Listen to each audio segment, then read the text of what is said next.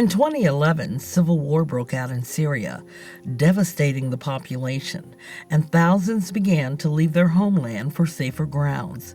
It was soon clear that countries bordering Syria needed to make improvements in their military and civilian response sectors that would counter the possibilities of illicit smuggling of weapons of mass destruction coming from Syria. For Jordan, which now hosts thousands of refugees from Syria, the potential for WMD trafficking across its borders became a critical concern.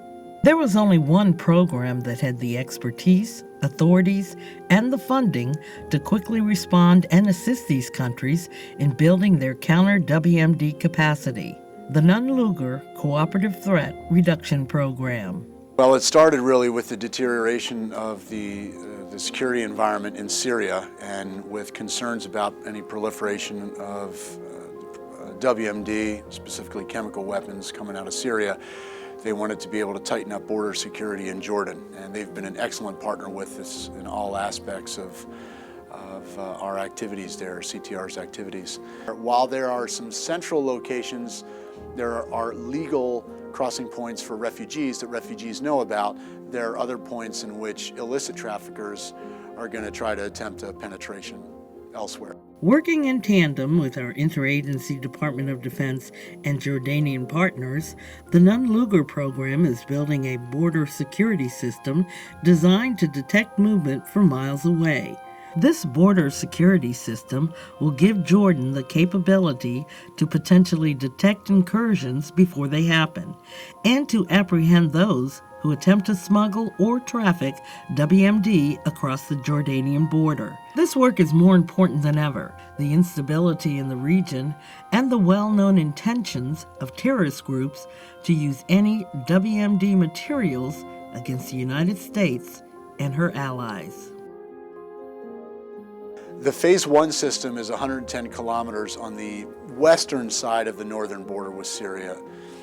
The Phase 2 section is 256 kilometers that picks up on the eastern edge of that Phase 1 system and routes all the way to the northeastern corner, in which Jordan meets with the Syrian and Iraqi borders. And then there's another 186 kilometers that the Phase 3 expansion covers on the Iraqi border. One evening they noted approximately 25 vehicles on the other side of the Syrian border patrolling up and down several kilometers. And they were able to monitor this traffic, and it certainly looked like something was imminent, was about to occur. Eventually the vehicles headed back into Syrian territory and disappeared, and the Jordanians continued to monitor the border from there. The very next evening, there was in roughly the same location, there were about 5 vehicles that attempted, as JAF picked them up on radar through the use of the system, they were able to, in this instance, interdict prior to the border incursion. JAF actually fired on the vehicles and prevented a border incursion from happening at that point in time. They see our efforts there as really a regional approach to security. As much as they're concerned for securing the borders of Jordan for their own people, they understand the strategic and global significance of the capabilities that we're providing.